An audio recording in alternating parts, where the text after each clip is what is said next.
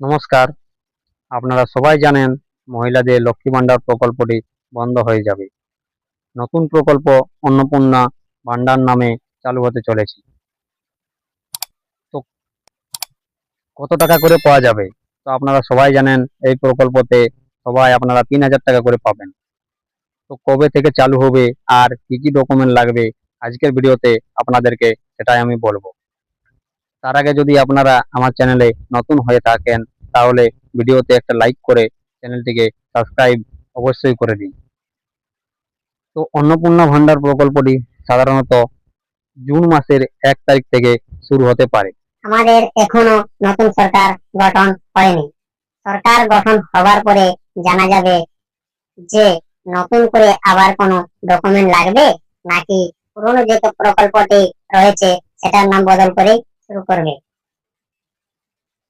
যদি নতুন করে আবার কোনো ডকুমেন্ট না নেওয়া হয় তাহলে আপনারা যে লক্ষ্মী ভান্ডার প্রকল্পটির ডকুমেন্ট দিয়েছিলেন সেই ডকুমেন্টটা দিয়ে আমাদের কাজ হবে।